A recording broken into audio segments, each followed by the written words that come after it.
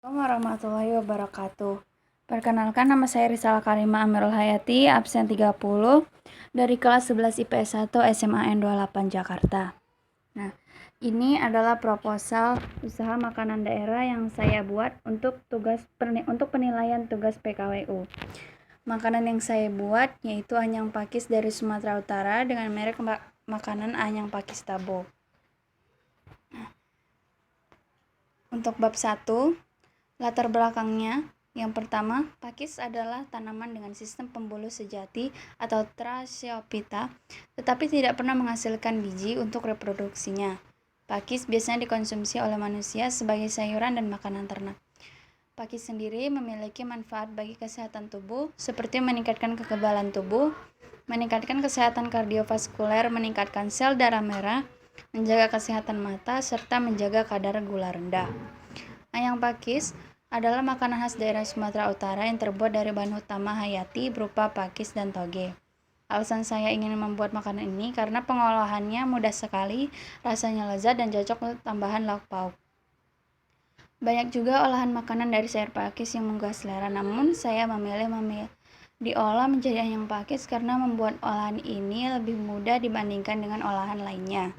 Anyang pakis Tabo hadir dengan ciri khas yang berbeda, di mana saya menambahkan ikan salam dan ikan laut sejenisnya, serta aneka sayur lainnya seperti sayur kacang sebagai pelengkap dari rasa dan tampilan sayur pakis ini. Alasan saya memilih nama anyang pakis Tabo karena dalam bahasa Batak, Tabo artinya lezat. Dengan harapan agar penjualan produk ini dikenal di kalangan masyarakat serta rasanya yang lezat, sehingga dapatlah terwujud harapan dari semboyan pakis Tabo, paten di perut dan di lidah. Tujuan pembuatan proposal ini yang pertama sebagai syarat pembuatan produk anyang pakis Tabo untuk mengerjakan tugas PKWU, melatih siswa mengembangkan jiwa kewirausahaan yang diharapkan mampu berkreasi dan menciptakan peluang usaha. Yang ketiga, untuk menambah wawasan dan pengetahuan pembaca terhadap usaha yang kita jalankan. Kemudian, ada manfaat pembuatan proposal. Yang pertama, untuk menerapkan usaha yang akan saya jalankan nanti.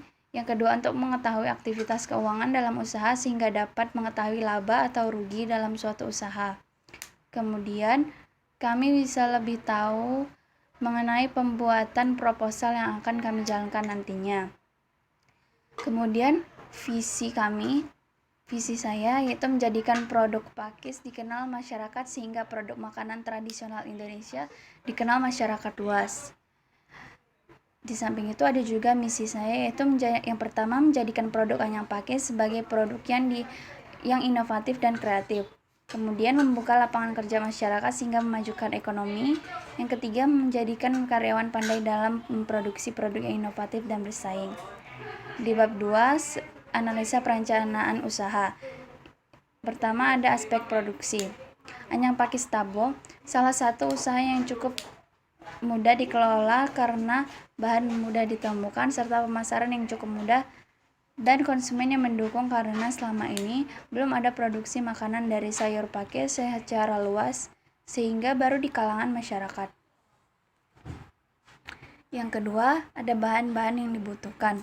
Yang pertama ada 2 ikat pakis muda, 1 bungkus toge, 1 buah jeruk nipis, 2 bungkus kelapa parut, 100 gram ebi, 2 batang serai, 2 lembar daun jeruk, 8 siung bawang merah, 5 siung bawang putih, 6 buah cabai rawit merah, setengah sendok teh ketumbar bubuk, setengah ruas lengkuas muda, 1 sendok teh garam, dan 1 sendok teh gula pasir. Yang peralatan yang dibutuhkan ada panci, pisau, sendok, piring, tumbukan, dan talenan.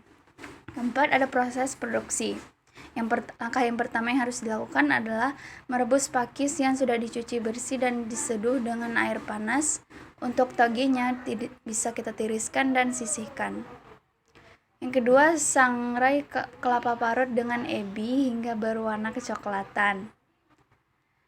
Iris bumbu halus kemudian haluskan. Kemudian cincang serai dan daun jeruk.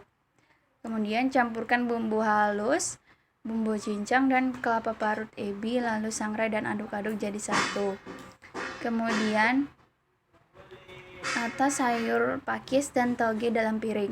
Lalu taburi dengan kelapa ebi berbumbu, urap atau aduk sayur dengan kelapa ebi berbumbu tadi, kemudian kucuri dengan perasan air jeruk nipis di atasnya.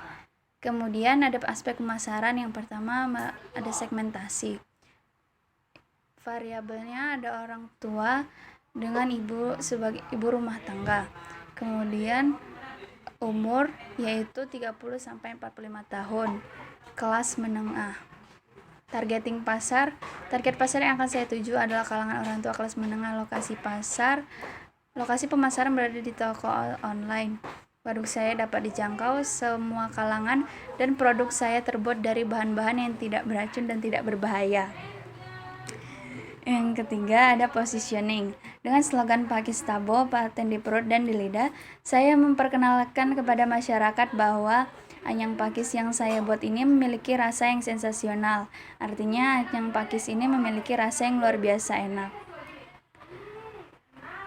Yang keempat ada marketing mix. Untuk bagian pertama yaitu produk.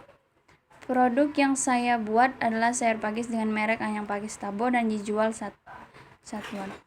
Bahan baku utamanya adalah sayur pakis. Produk ini menggunakan bahan-bahan berkualitas sehingga aman digunakan. Kemudian yang kedua ada harga. Penetapan harga untuk produk ini adalah dengan mempertimbangkan biaya variabel, biaya tetap dan takaran yang pas, yaitu dengan harga Rp25.000 untuk umum dengan wadah piring satu takarannya. Kemudian ada promosi. Untuk mempromosikan produk ini saya menggunakan strategi sales promotion yang akan buka fitur nego dengan pembelian produk di atas 5 pack bagi pembeli di platform toko online. Kemudian ada tempatnya. Dalam memasarkan produk ini saya akan menjual di platform toko online seperti Tokopedia, GrabFood, dan GoFood. Kemudian ada analisis SWOT-nya. Yang pertama ada strength atau kekuatan. Kekuatan dari produk ini yaitu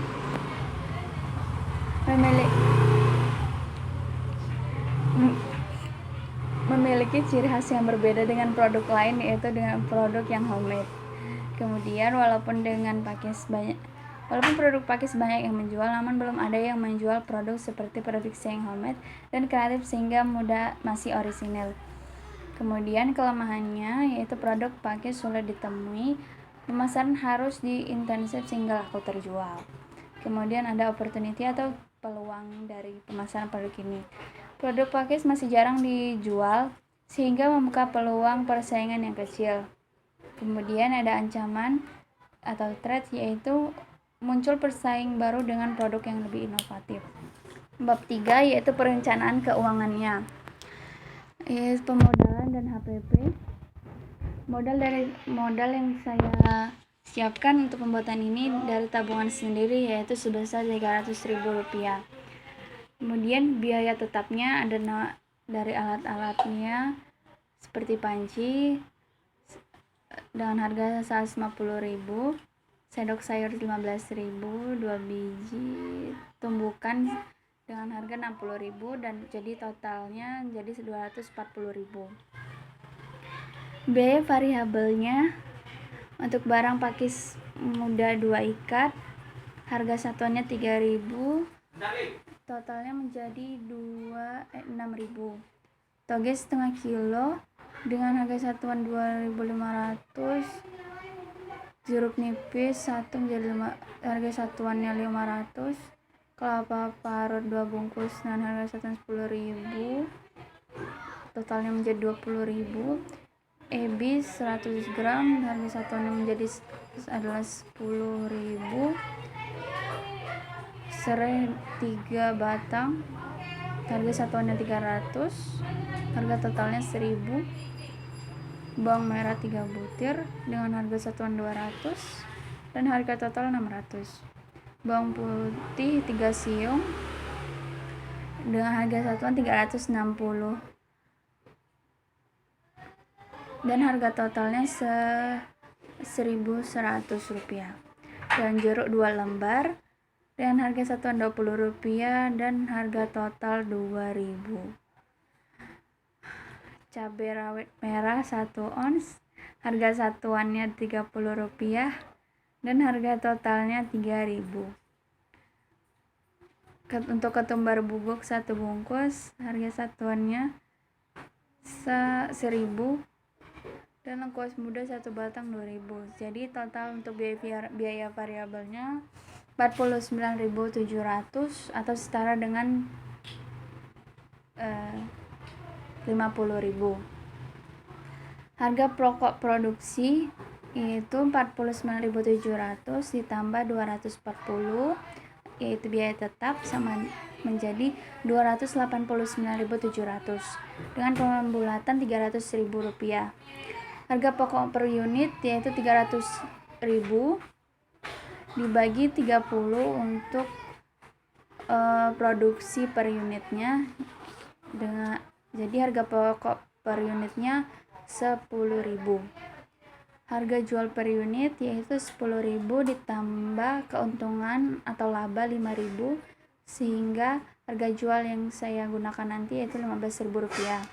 Penerimaan kotornya 30 dikali Rp15.000 sama dengan Rp450.000. Laba yang dihasilkan Rp450.000 yaitu penerimaan kotor dikurang Rp300.000 sebagai modal harga pokok produksi, sehingga laba yang saya terima untuk 30 unit barang nantinya adalah Rp150.000.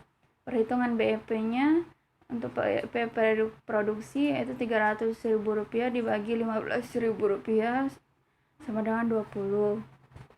Untuk BEP harga Rp300.000 dibagi jumlah unit yaitu 30 menjadi Rp10.000. Bab 4 penutupnya. Kesimpulannya, dengan adanya tugas pembuatan proposal ini saya mengetahui bagaimana cara mendirikan usaha dengan baik dan terancang mulai dari segi modal, produksi, pemasaran, laba atau rugi, sehingga bisa menjadi lebih baik dan dapat memunculkan inovasi-inovasi baru dari produk makanan ini. Semoga usaha produk ini menjadi inspirasi dalam memulai sebuah kesuksesan. Selain itu dapat lebih mengenalkan makanan khas suku Batak kepada para pembeli. Maka dari itu, manfaatkanlah peluang yang ada dan jangan takut untuk mengambil resiko karena setiap usaha apapun pasti memiliki tingkat kesulitan dan resiko masing-masing. Sarannya, untuk menjadi seorang usahawan yang sukses dan dibutuhkan keberanian untuk mengambil resiko. Sifat pantang menyerah, selalu berinovasi baru, harus bisa menentukan langkah apa yang akan diambil jika tiba-tiba ada masalah dalam usaha, juga harus bisa memikirkan rencana jangka panjang demi kemajuan usahanya. Semoga kedepannya usaha yang saya buat ini bisa maju dan berkembang. Selesai. Terima kasih.